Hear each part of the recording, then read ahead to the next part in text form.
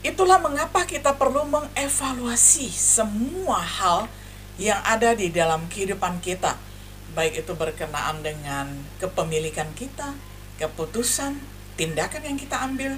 Semuanya harus berada di dalam perspektif kekal dari sudut pandang jiwa, karena satu saat kita akan hidup di dalam kekekalan bersama dengan Allah. Jadi apa yang kita lakukan di dunia ini akan berdampak pada nilai kekekalan. Oleh karena itu, betapa ketika kita mengerjakan segala sesuatu harus dengan sepenuh hati, karena semua itu nanti tidak akan luput dari penilaian Tuhan.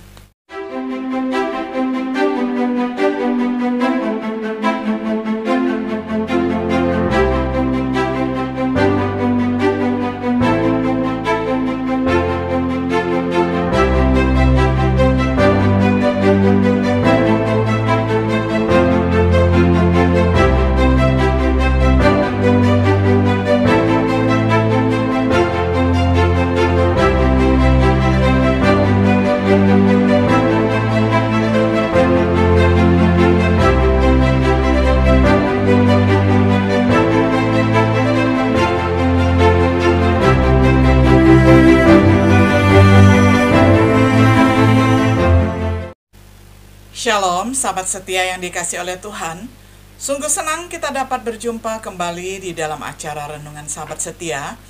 Pada hari ini kita tiba pada episode yang ke-58 di dalam serial pembahasan kitab Matius dengan tema Harga Jiwa. Saya bacakan untuk kita semua firman Tuhan dari Matius 16 ayat 26. Apa gunanya seorang memperoleh seluruh dunia tetapi kehilangan nyawanya? Dan apakah yang dapat diberikannya sebagai ganti nyawanya? Sampai sedemikian jauh pembacaan firman Tuhan dari Matius 16 ayat 26.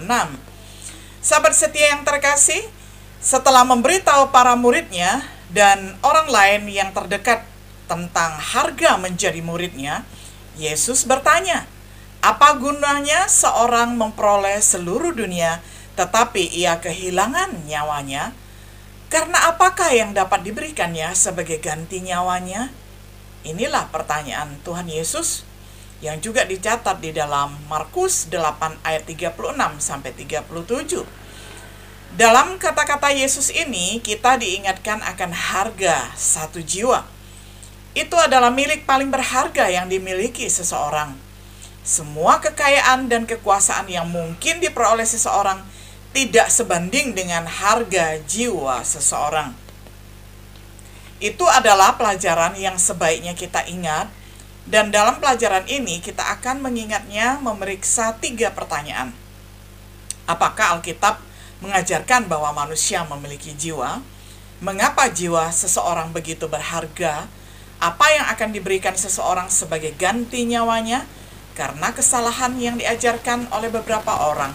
Penting untuk menyediakan jawaban Alkitab atas pertanyaan pertama. Apakah manusia punya jiwa? Beberapa orang mengajarkan tentang hal lain. Seperti anggota Saksi Yehova, mereka mengatakan manusia adalah jiwa, bukan memiliki jiwa. Kontroversi berkisar pada penggunaan multisegi dari kata untuk jiwa terdapat di mana-mana.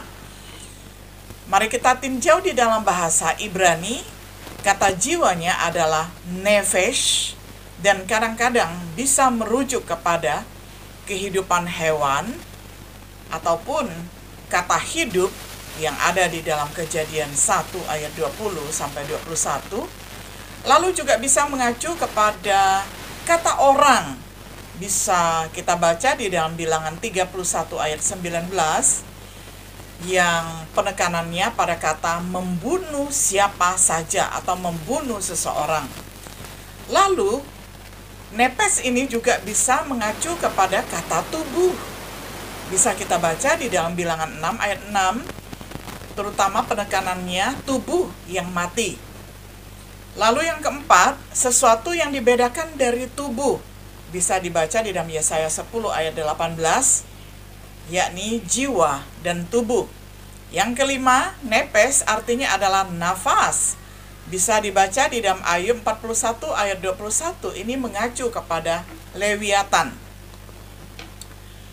Sekarang mari kita periksa bahasa Yunaninya dari kata suche, dan kadang-kadang bisa merujuk kepada orang itu.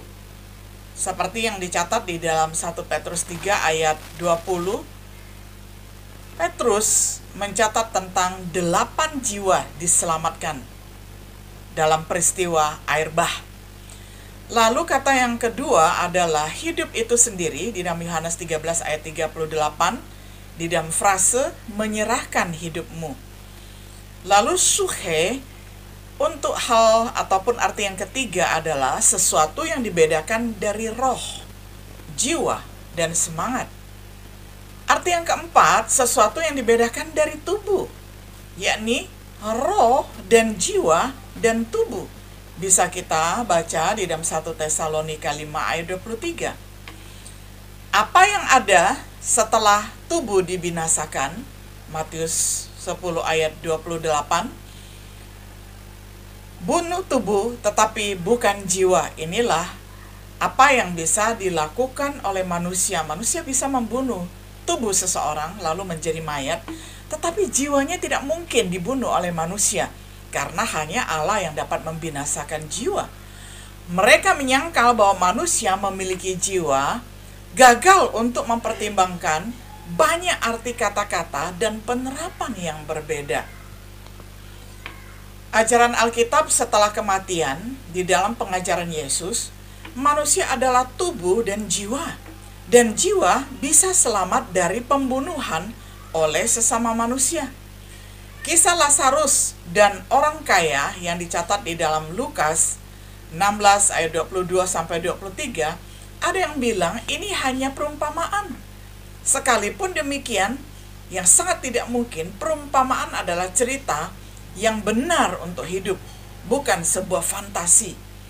Janjinya kepada penjahat di kayu salib, yakni Tuhan Yesus berkata kepada salah seorang penjahat yang ada di kayu salib bahwa pada hari ini engkau akan ada bersama-sama dengan aku di dalam Taman Firdaus. Itu menunjukkan bahwa walaupun mereka sama-sama mati digantung di kayu salib, tetapi jiwanya mereka bertemu, jiwanya mereka hidup, ya. Ini janji Tuhan Yesus sendiri kepada orang yang percaya kepadanya. Dalam pengajaran Paulus ada yang disebut dengan manusia batinia yang bisa diperbarui bahkan saat manusia jasmania terbunuh atau dibunuh. Seseorang bisa bersama dengan Tuhan sementara tubuhnya sudah kembali kepada debu atau jiwa itu tidak ada di dalam tubuh dia lagi. Ada bagian dari manusia yang bisa keluar dari tubuh. Seseorang bisa mati namun tetap bersama dengan Kristus. Itu yang menyebabkan banyak sekali kematian orang Kristen yang memuliakan Tuhan. Walaupun ada anggota keluarga ataupun sahabat kerabat yang menangis, tetapi itu menangis yang wajar, bukan menangis keputusasaan. Karena di dalam Tuhan ada harapan untuk bertemu lagi. Ini adalah referensi yang dibuat untuk menunjuk kepada roh orang-orang yang adil, yakni orang-orang yang sudah diselamatkan, rohnya kembali kepada Tuhan. Menurut ajaran Petrus, dia menulis tentang mereka yang mati tetapi hidup di dalam roh. Bisa dibaca di dalam 1 Petrus 4 ayat 6. Dia menggambarkan tubuh sebagai kemah yang bisa dibongkar jika tubuh adalah sebuah tempat tinggal, tempat berdiam roh. Baca di dalam 2 Petrus 1 ayat 13-14. Yang tidak adil berada di bawah hukuman seperti beberapa malaikat. Nah, kita melihat bandingannya dengan para malaikat di dalam 2 Petrus 2 ayat 4, 9-10. Rasul Yohanes di dalam surat Wahyu yang diberikan kepadanya, dia melihat jiwa orang-orang itu dibunuh dan mereka mampu menangis dengan suara nyaring dan dihibur. Bisa dibaca di dalam Wahyu 6 ayat 9-11. Ada juga banyak ayat di Perjanjian Lama Jadi sementara orang mungkin berkata dalam konteks yang benar bahwa manusia adalah jiwa, kita juga harus mau mengatakan bahwa Alkitab kita ini mengajarkan manusia memiliki jiwa. Sekarang mari kita pertimbangkan pertanyaan berikutnya. Mengapa jiwa manusia sangat berharga? Karena jawabannya adalah dibuat di dalam gambar Allah. Jiwa manusia begitu berharga karena dibuat di dalam gambar dan rupa Allah, ataupun diciptakan di dalam citra Allah.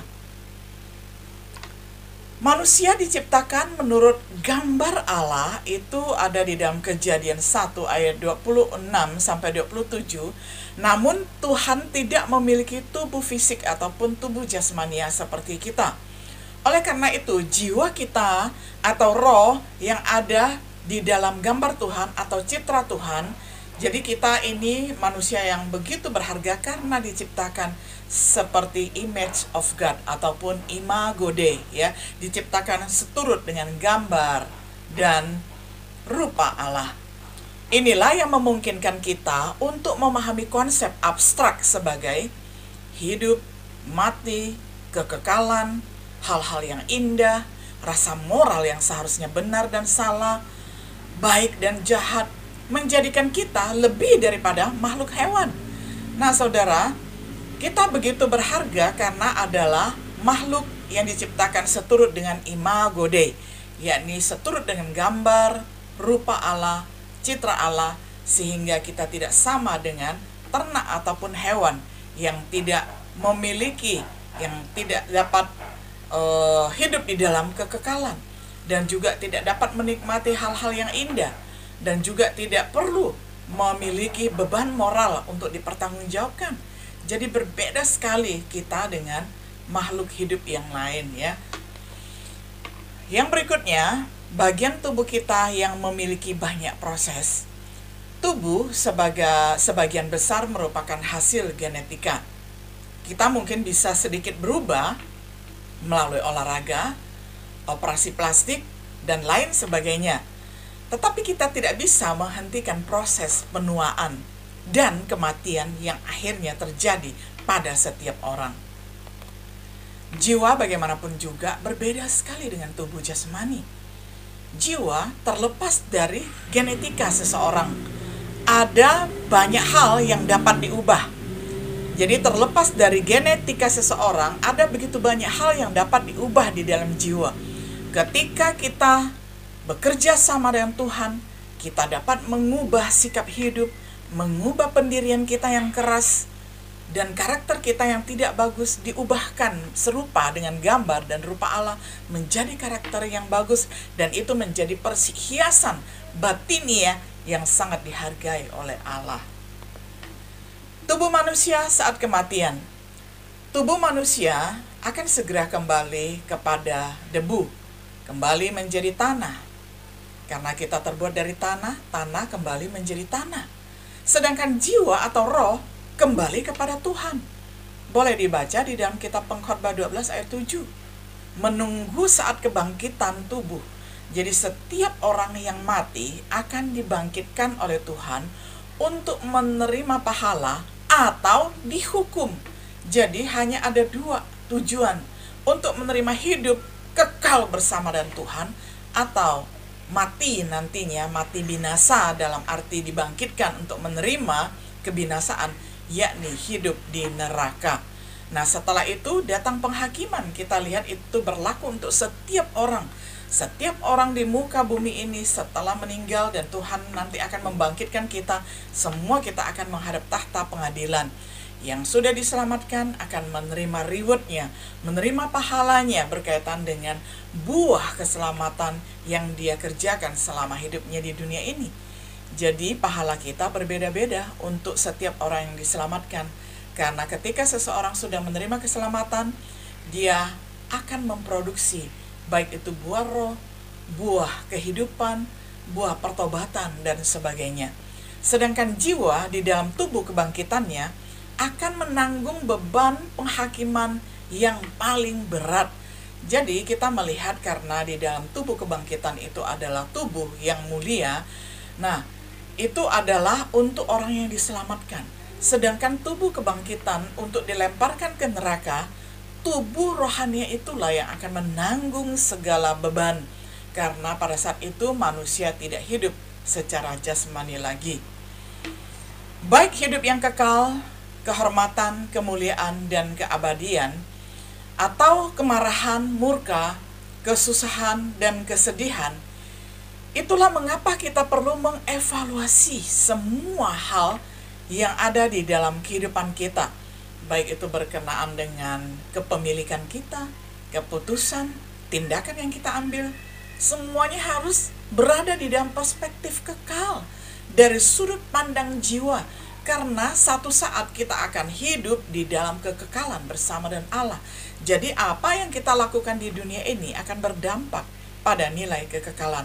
Oleh karena itu, betapa ketika kita mengerjakan segala sesuatu harus dengan sepenuh hati, karena semua itu nanti tidak akan luput dari penilaian Tuhan. Harga yang diperlukan untuk menebus jiwa. Berapa harga yang dibutuhkan untuk menebus jiwa kita? Jawabannya adalah seharga darah anak Allah, yakni Yesus Kristus. Bahkan jika kita tidak dapat sepenuhnya memahami mengapa Yesus harus mati, kita harus mampu melihat bahwa jiwa manusia pasti luar biasa berharga jika kematiannya diperlukan. Alkitab mengajarkan bahwa jiwa lebih berharga daripada seluruh dunia ini. Namun banyak orang menjual jiwa mereka, menukar jiwa mereka dengan hal-hal yang remeh-temeh dan bersifat fana. Kesimpulannya, seberapa berharganya jiwa kita? Pikirkan tentang apa yang orang kaya terima di neraka yang akan dikatakan kepada kita. Pikirkan tentang apa yang akan dikatakan jiwa-jiwa orang tebusan kepada kita. Pikirkan apa yang Tuhan telah lakukan untuk menyelamatkan jiwa kita. Tidak masalah apalagi yang kita lakukan dalam hidup ini jika kita tidak merawat jiwa kita sendiri, kita telah gagal total. Kita mungkin mengumpulkan kekayaan dan ketenaran yang luar biasa, dan ada ribuan teman berduka cita atas kepergian kita ketika meninggal dunia. Tetapi jika jiwa kita belum diselamatkan, kita telah gagal total. Kita sangat menyedihkan. Di sisi lain, kita mungkin mati di dalam rumah amal untuk orang miskin dan dimakamkan di ladang pembuat tembikar tanpa seorang teman pun berduka cita. Terutama kalau misalnya orang benar mati oleh COVID, tidak ada keluarga pun yang hadir, saudara.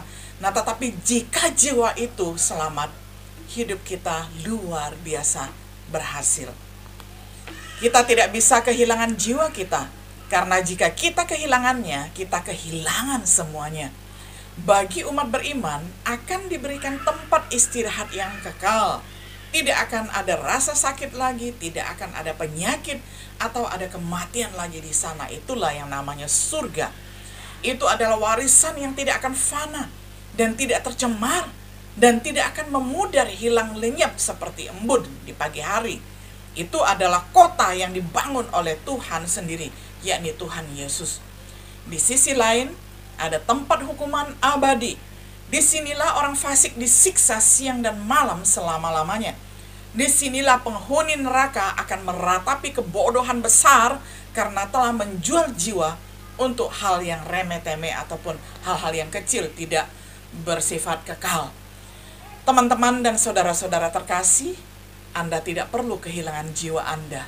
Dengan rendah hati, serahkan dirimu pada kehendak Tuhan. Biarkan firman-Nya membimbing hidup Anda.